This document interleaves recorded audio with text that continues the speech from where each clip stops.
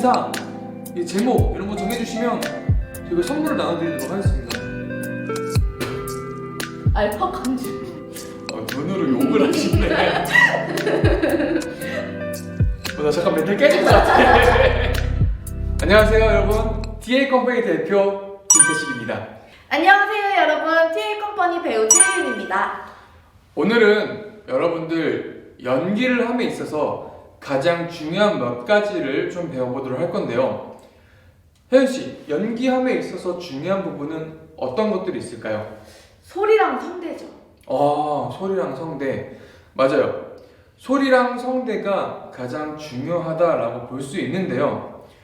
우리가 연기를 함에 있어서 소리가 어떻게 나오는지를 알아야 연기를 잘 할 수 있다라고 생각이 드는데, 아무래도 연기를 함에 있어서 소리를 자유자재로 쓰는 배우와 소리를 자기 마음대로 쓰지 못하는 배우들의 감정선, 호흡의 변화가 굉장히 크다라고 생각이 들어요. 혜연씨, 그러면 우리 소리는 어디서 나올까요? 일단 구강에서 나오죠. 맞아요. 소리는 구강, 우리가 보통 입이라고 하는 영어로는 mouth라고 하는 감사해요. 입이 아닌 다른 곳에서는 또 어디서 소리가 나올 수 있을까요? 많죠. 어디? 말해도 돼요? 네. 마음의 소리. 마음의 소리가 있고, 그리고 또 어디에서 소리가 나올 수 있을까요? 비강? 비강도 있어요. 간혹 가다 사람들이 흉성 또는 두성 여러 가지 소리들이 나오는 곳들을 얘기를 하지만, 우리 혜연 배우가 얘기한 것처럼 소리가 나오는 곳은 구강, 비강 이렇게 두 군데라고 말씀을 드릴 수가 있습니다. 제가 이렇게 구강과 비강 두 군데서 나온다라고 말씀을 드리는 이유는, 실제로 소리는 구강과 비강 이렇게 두 군데서밖에 나오지가 않습니다. 소리가 울리는 곳, 이렇게 비강과 구강, 비강과 구강 이렇게 두 가지가 있는데요. 공명점, 비강과 구강에서 나온다고 했는데 그럼 이거의 명칭은 어떻게 될까요? 비강 공명 그리고 구강 공명.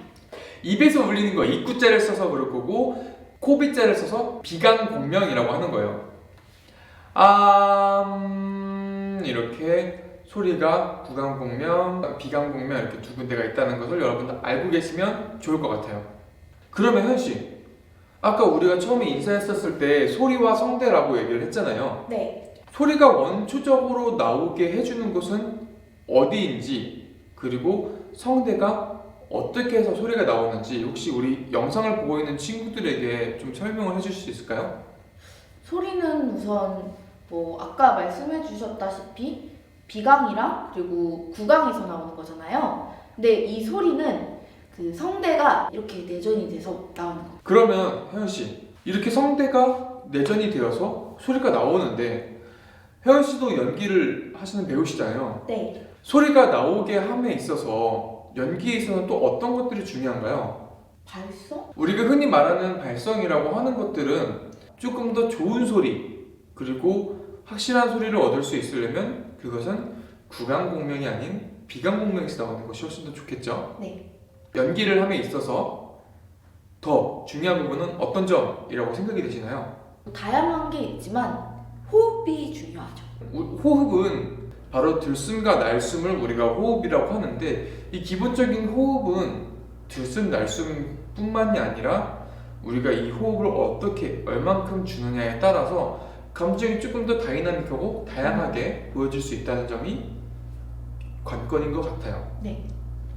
우리가 발성도 됐고 호흡도 됐다, 그리고 소리는 어떻게 나오는지 다 이해를 했다, 비강 공명에서도 소리가 나온다라고 한다면 우리가 그 다음 나눈 거는 발음밖에 없겠죠. 우리가 발음이라고 하는 것은 두 가지로 나뉘어져 있어요. 어떻게 나눠져 있을까요? 자음과 모음이죠. 발음은 자음 그리고 모음이 합쳐져서 하나의 단어라는 것을 만들어지게 되는데요. 이 단어가 만들어지면 우리는 이 단어들을 토대로 대사를 할 수 있게 되겠죠.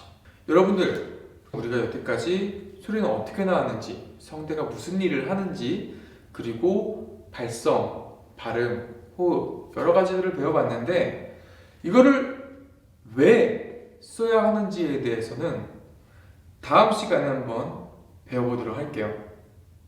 그럼 다음 2회차에 다시 보도록 할게요. 안녕!